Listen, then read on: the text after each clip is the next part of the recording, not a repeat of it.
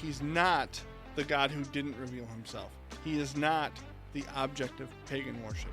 Right. He's not the gods of the Romans and the Pharisees and the Sadducees and those who are which are in the end merely themselves. He is the only true God. What's kind of crazy is to outright deny the creator, and the reason why so many people deny their creator, to acknowledge him is to know, like, okay, yeah, I have to play by his rules. I have to live the way he wants me to live. He may say, if he was still alive, that if he did see it, that he would believe, and maybe that would be the case. But let us not pretend that if you had him in front of your face that you automatically would believe. That's not an argument.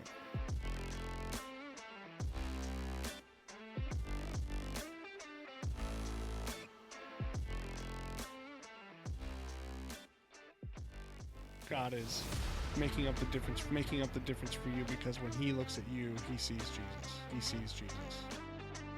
It was that moment, I'll never forget it, that I realized, no, just because my parents go to church or whatever's going on, there has to be something that happens personally between me and Christ.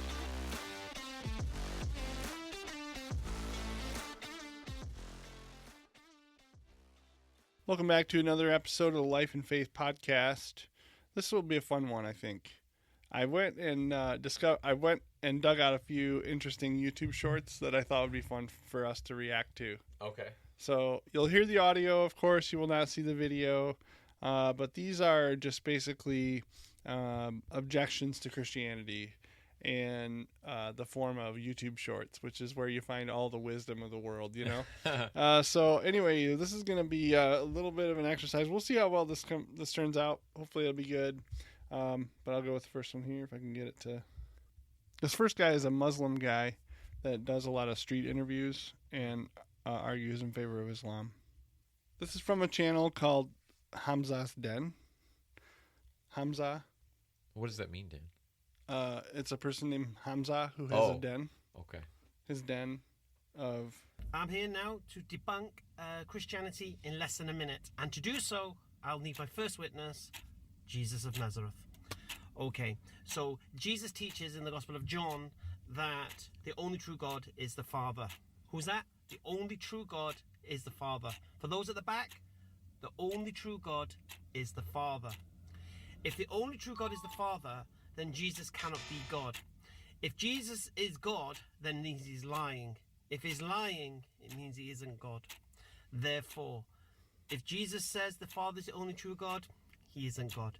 If he's lying about the Father being the only true God, he isn't God. Therefore, Jesus debunks Christianity in less than a minute. Christians, you're welcome. He said you're welcome. Yeah. Well, I guess it's over then. Yep. Pack it up, boys. Debunked. Yeah. What he's referring to is John 17, verse 3. In the high priestly prayer, Christ says, "This is eternal life, that they may know you, the only true God, and Jesus Christ, whom you have sent." So, Jesus is not saying the only true God as opposed to Jesus, who is not the only true God. He's saying the only true God as opposed to a God who didn't reveal himself in Christ. He's not the God who didn't reveal himself. He is not the object of pagan worship. Right. He's not the gods of the Romans and the Pharisees and the Sadducees and those who are which are in the end merely themselves. He is the only true God. Yeah, this is the problem with a lot of today's like media and really people that come from all these different belief systems, is they want to use the Bible to discredit itself. So they squint really hard and they look everywhere they can. They're like, "Oh, I found it. I can use that as a fulcrum to leverage Christianity out of here." Yeah. And it's like, well, I don't think it says quite what you want it to say really, really, really badly. Jesus is not excluding himself in that statement. He's emphasizing his humanity and the magnificence of God the Father, right? A commentator said it like this: when one experiences everlasting life, he has fellowship with God in his only begotten Son, who as the Christ or anointed is Jesus the Savior.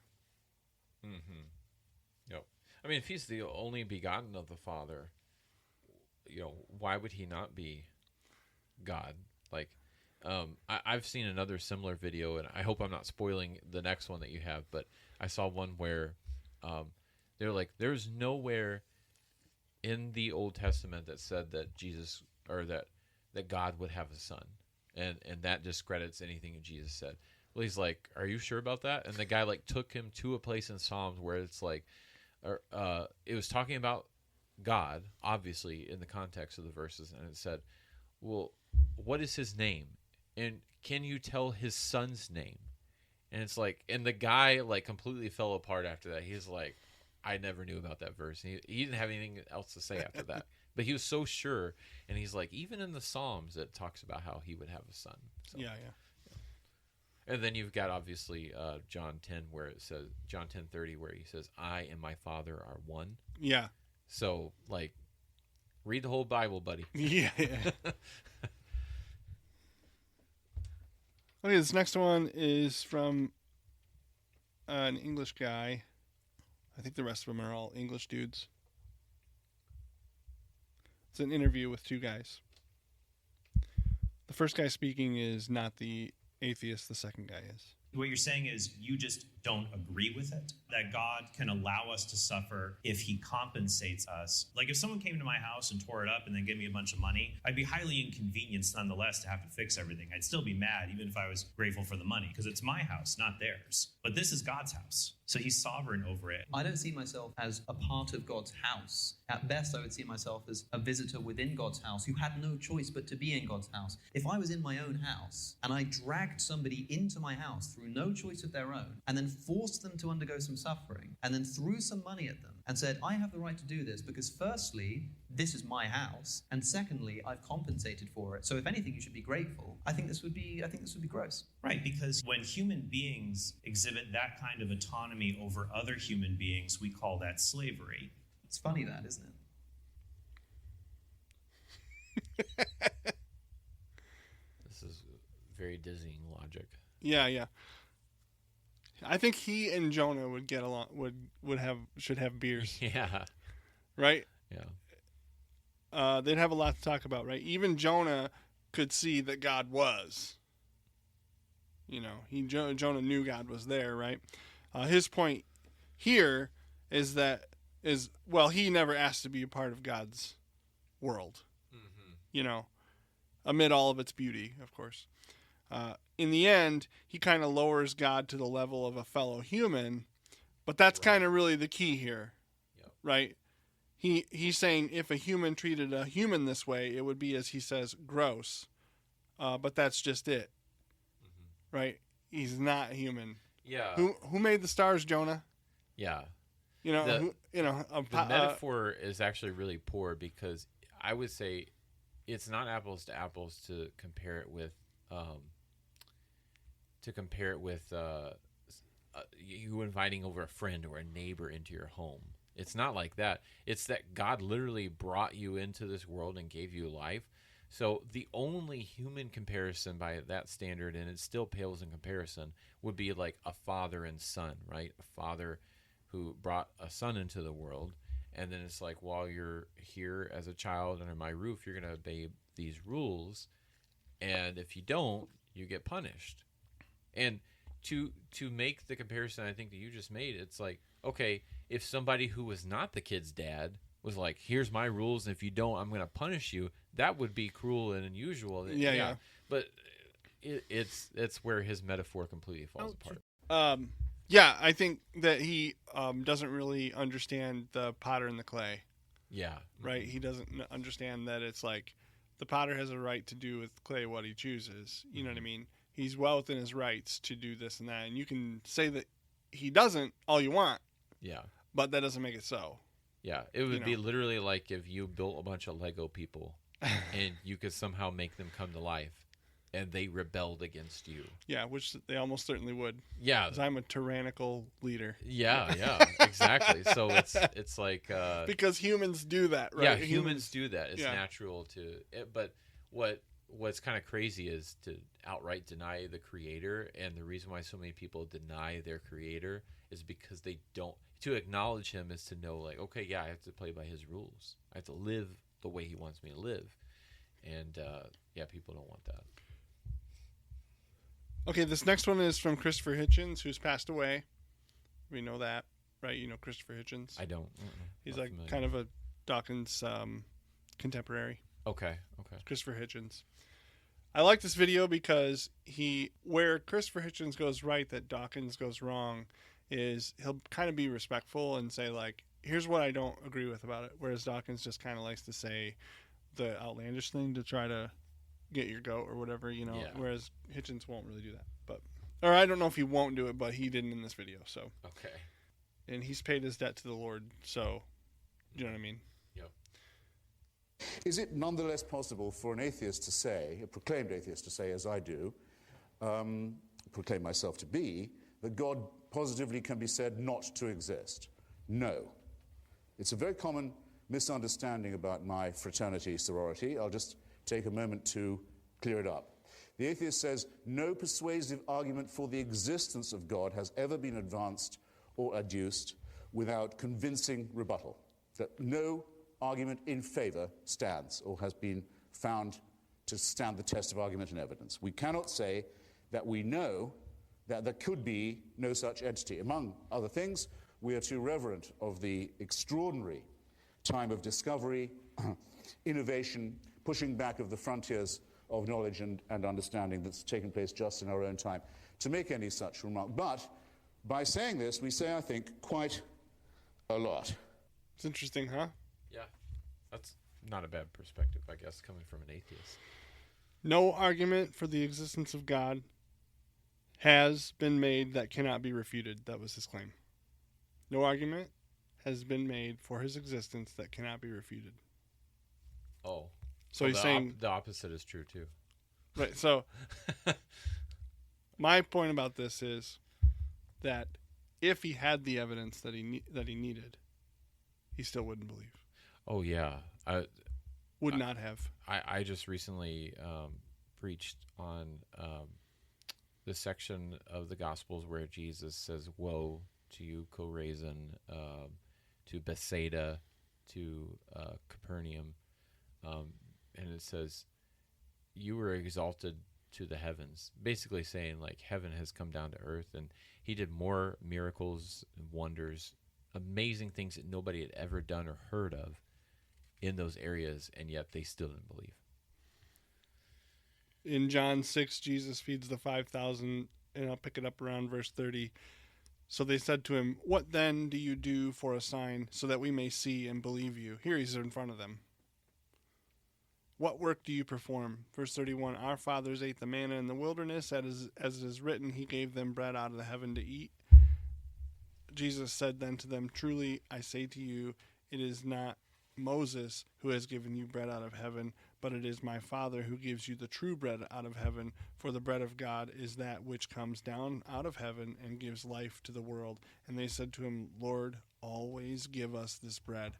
Jesus said, "I'm the bread of life. He who comes to me will not hunger, and he who believes in me will never thirst. But I say to you that you have seen me, and yet you don't believe." Right? And now you might say, or he may say, if he was still alive, that if he did see it, that he would believe, and maybe that would be the case. But let us not pretend that if you had him in front of your face that you automatically would believe. Mm-hmm. That's not an argument. Yep. Okay, it's a matter of, there's another argument outside of this that's actually the problem. We don't know necessarily where they're at with it. We don't know where this person was at with it when he was alive. But okay. I've heard somebody say, "Well, like, show me like one of his teeth or something." One of his teeth. Yeah, like, show me, like, where's his tooth? You know, like, that was the argument, was like, I'd believe if I saw physical evidence. And it's like, no, you wouldn't. Mm-hmm. You know, that was evident. Yeah, I mean, they don't even understand in that question that his body was raised, too. So John 12, Jesus foretells his death, and the people say, how can you say the Son of Man must be lifted up? Who is this Son of Man, right? And so in verse 35, so Jesus said to them, for a little while longer the light is among you. Walk while you have the light, so that darkness will not overtake you. He who walks in the darkness does not know where he goes. While you have the light, believe in the light, so that you may become sons of light. These things Jesus spoke, and he went away and hid himself from them. But though he had performed so many signs before them, yet they were not believing in him. That was to fulfill the word that Isaiah the prophet, which spoke, Lord, who had believed our report, and whom has the arm of the Lord been revealed? For this reason they could not believe. For Isaiah said again, he has blinded their eyes, and he has hardened their heart, so that they would not see with their eyes and perceive with their heart, and be converted, and I heal them. These things Isaiah said because he saw his glory, and he spoke of him. Nevertheless, many even of the rulers believed in him, but because of the Pharisees, they were not confessing him for fear that they would be put out of the synagogue, for they loved the approval of men rather than the approval of God. Okay, now we're talking about something. Now we're getting some truth out of this thing. Yeah. You know? Yep, absolutely. Okay, last one. It's our good buddy Ricky Gervais. What was the moment that made you into an atheist? I love Jesus. I love the idea of, I love the idea of Jesus because he was like a superhero. The God bit wasn't so special to me, but I love Jesus because he was kind, and, I read the stories in the New Testament about what... Yeah. I thought it was brilliant bloke. That's the way to be. Be like Jesus, And I remember I was doing the Bible studies and stuff, and my brother Bob came in, who was 11 years older than me, so he was about 19, and he just went, why do you believe in God? And my mum went, Bob, and I knew she was trying to shut him up, and and that was all that happened. And I thought about it. I thought, oh no, of course there isn't. And I was always into science and nature. I thought, yeah, it doesn't make sense, does it? It doesn't make sense. And I understand why. At the time it seems like a good lie. To a working class mum. Wow, that guy was set on that path from that one moment. That one moment. Wow. Right, but you hear that